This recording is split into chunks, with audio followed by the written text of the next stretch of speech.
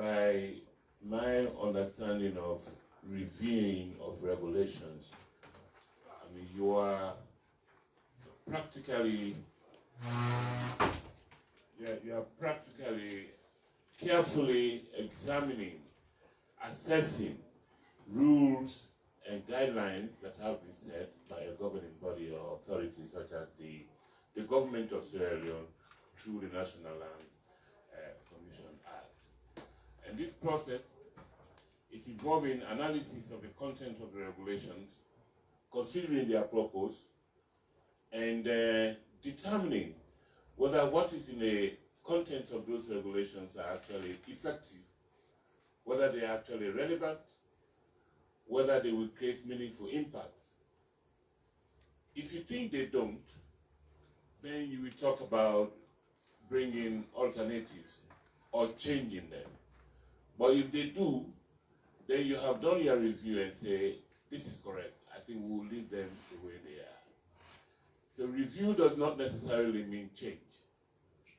Review means assess carefully and determine whether they are relevant, whether they are effective or not. If they are effective, they remain the same. Now let's come to parts of your recommendations here. That the surveyor, the fire surveyor, has to be a WASC student. He must have attained WASC, not necessarily passed WASC. So I want us all as a body to look at that.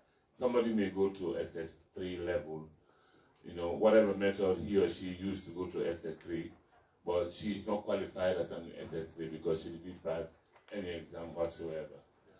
And next, we come to the recruitment of these parasurveyors.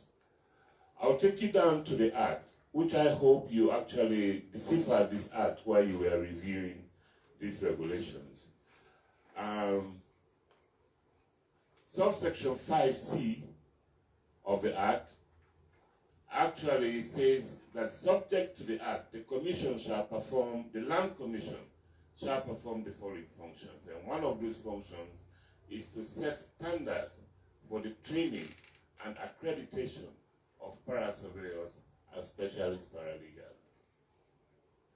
Part 5 established the District Land Commission and said that the composition of that District Land Commission should be, one, a District Land Commissioner. So that means the areas where we have been using District Land Officer must have to change to District Land Commissioner. And then it specified the units under the District Land Commission. One of it should be the title registration unit, the cadastre and index mapping unit, and then of course there's another unit there. It gives the commission right to create any other unit as it feels it can enhance the performance of the commission. Section 37(2) says that the District Land Commission shall hire, train, and supervise parasurveyors and specialist paralegals in the district or accredited persons wishing to operate as parasurveyors and specialist parasurveyors. This, if you look at point number 2, 3, 4, 5, 6, 7 of your regulations, of your review of the regulations, I want them to be in consonance with section 37(2) D and E of the Land Commission Act, because that is what the law states, that the District Land Commission shall hire, train, and supervise parasurveyors and specialist paralegals in the district or accredited persons wishing to operate as parasurveyors or specialist paralegals. E says that the District Land Commission should deploy the parasurveyors in each chiefdom through the chiefdom land committees to train and assist the committees and families undertaking land registration. And section 42 specifies the different units that the District Land Commission shall establish. That is the registry unit, the Alternative Dispute Resolution Unit, and the Cadastre Index Mapping Unit. Section 45 states very clearly that the Cadastre Index Mapping Unit shall carry out the following. That is, to train and supervise para-surveyors. The National Land Commission, for your information, is in the process of establishing that particular department of the Commission of Cadastre Index Mapping, which is going to be headed by a commissioner of more than 10 years experience in surveying in this country, and that department is soon going to be established. And the Act has given the powers and mandate to that department to carry on the hiring, the training, and the deployment of para-surveyors across the chiefdoms, across the district in this country. So, Mr. Conte, I don't know whether you refer to the Act so that you can incorporate what is in the Act into the regulations there.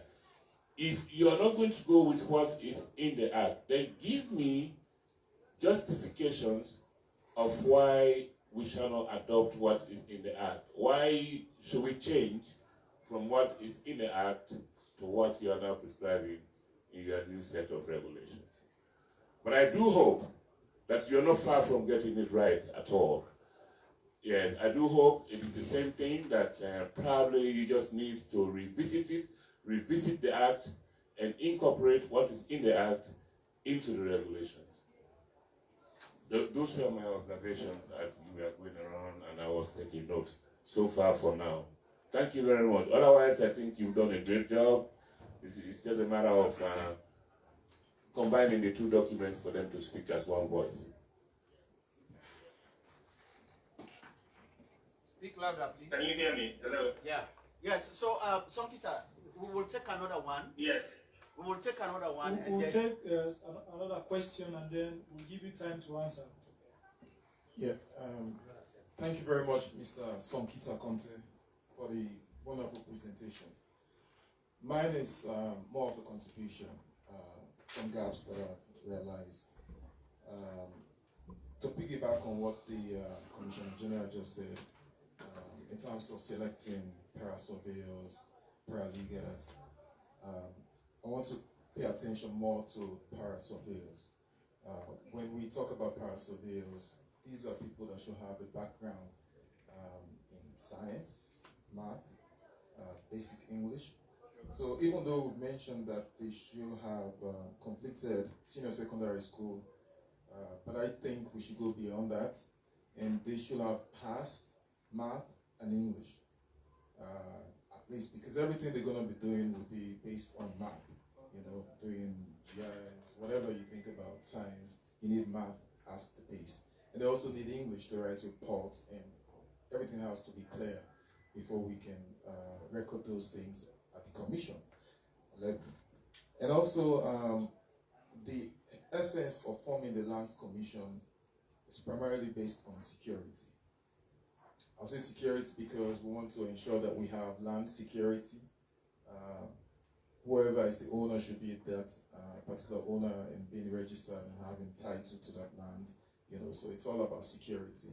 So I think we should start when we are forming these documents and everything, and then interviewing para-surveyors, para-leaguers.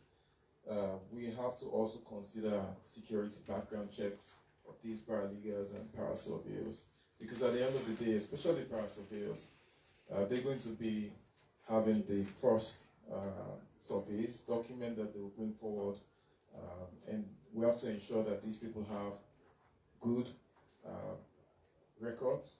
There should be no prior criminal records. So I think we should add that in our regulation, that we should do background check and have no prior criminal records. Thank you.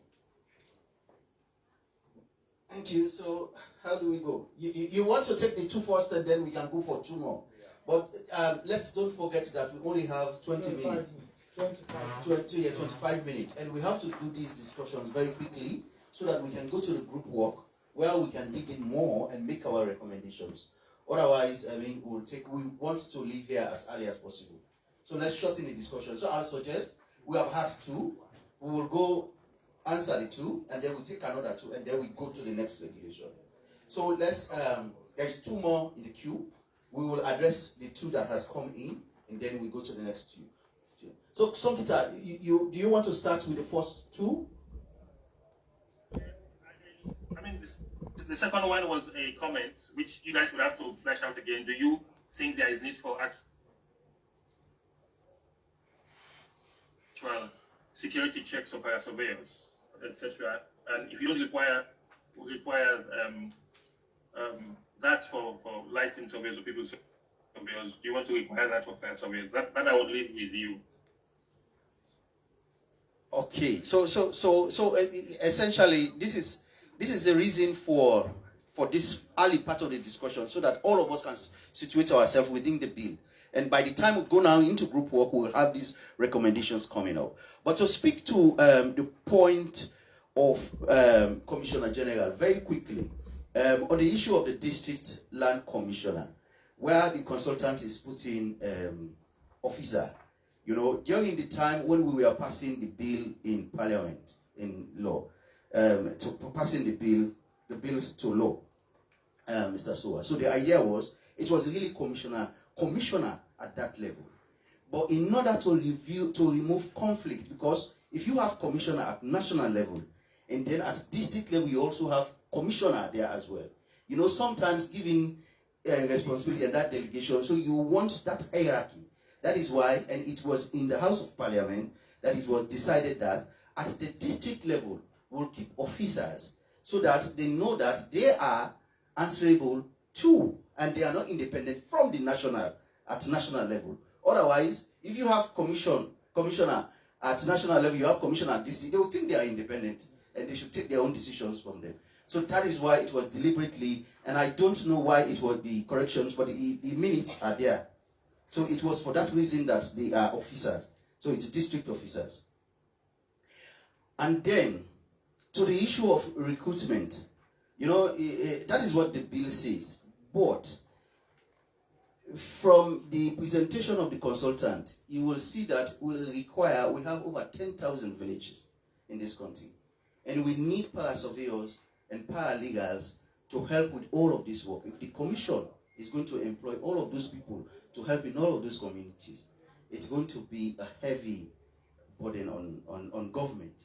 So this is why, you know, even at chiefdom level, even the land policy, 2015 land policy, says commission should be even established at chiefdom level.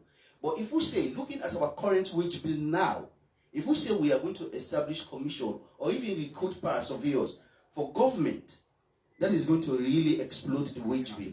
So it is against this background that when we have been discussing technically with the consultant, we are thinking that you can keep the para-surveyors so that they can ask for their fees, and government don't have to take that burden. So the government will only look at the district commissioner, the district commission to be paying those staff there. But if we put paralegals and para-surveyors there, it's going to explode, and it will be really very difficult for government. So that's the idea. So let's take the 2, then we go to you. We don't speak for government. Can you allow Sokita to say something on that? Yeah. Can you hear me? Yes, we can. Wonderful. So thank you, Mr. Commissioner General, for your very detailed submission. What you quoted is absolutely right. Your commission can employ, can retain, can supervise fire surveyors. Okay? But that does not mean that we cannot have others that will be accredited to provide the services to communities. If you look at Section 4, which sets out the functions of the commission, one of the functions of the commission is to set standards for the training and accreditation of fire surveyors and specialist paralegals. So that is one function of the commission. So you have to set standards for the training and accreditation, meaning that even though the commission can recruit, but it has to set standards for others who want to become either a fire surveyor or a paralegal to operate in the field. So it is not in any way kicking out the commission's role with respect to fire surveyors, no. the Commission can employ and should, in some cases, employ parasurveyors and paralegals to help. But the Act makes provision for accreditation of parasurveyors. Basically, the plan is to encourage the development of paraprofessionals to help in the title documentation of land across the country. The Commission will not be in a position to employ all the parasurveyors that are needed to ensure that all the villages in Sierra Leone are documented and mapped. Okay, but the Commission may have its own reasons for wanting its own parasurveyors and paralegals. So, in that case, the law makes provision for that to happen. The Commission has the freedom to do that. But it also has to accredit and set the standards for these persons to operate on their own with the necessary accreditation and supervision in place. Now, with respect to regulations, we cannot put those provisions in the law in the regulations because as they are already, they are sufficient. Regulations are not meant to regulate the Commission. They're meant to regulate those that are going to be applying for those services. So the reason why I did not even mention those provisions in here is because we do not need to mention them. They're explanatory, they're very clear, and they have effect as it is. The Commission can simply go ahead now and recruit parasurveyors and paralegals. But the Commission, since it is setting standards for how paralegals and parasurveyors should be recruited and operated, and should be recruited and how they operate, then they would recruit paralegals and parasurveyors that meet those standards. So you do not have to put regulations for things that the Commission has to do. They don't have to be in regulations. The Commission can develop its own internal documentation to give effect to that. And in this particular case, you don't even need to develop anything at all to undertake the recruitment. Maybe you can develop your HR policy, okay, for your own staff. So the person you recruit as parasurveyors become your own staff. But that does not mean that we will not have a profession of paralegals or parasurveyors, because that is what the law requires. It requires us to have those persons providing those services. At the same time, it allows the Commission to recruit its own if it wants to do work. I can give you an example of the Legal Aid Board. So the Legal Aid Board regulates paralegals and NGOs that are providing paralegal services. Now, the board also has its own paralegals. The board employs its paralegals, they have offices across the country, but then they also regulate NGOs and CSOs that have paralegals. That is the intention as well of this here, that the Commission will have its own staff, its own parasurveyors and paralegals, but then the profession of paralegals and parasurveyors will continue to exist outside. So you have people from outside doing their own thing, you have the Commission's own staff doing theirs, but that doesn't have to be in the regulations because that's not how it operates. The Commission does not regulate itself in that way. The Commission regulates itself by the instrument it develops. So that is why I have not put that in the draft regulations, because it's not meant to be there. But you do have the powers to employ your own parasurveyors and paralegals. But as I mentioned in Section 4, the Commission has to set standards for the profession to operate. So people can become parasurveyors and paralegals. The Commission can also employ its own parasurveyors and paralegals. I hope that clarifies it. All right, thank you very much, Mr. Conte. It does, just one sentence. It does clarify.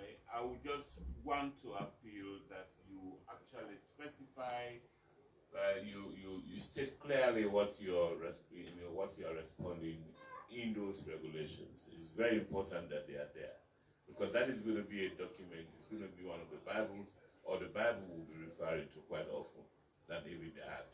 So I would like to see it stated there. Thank you very much, Mr. Commissioner. We are going to entertain two more questions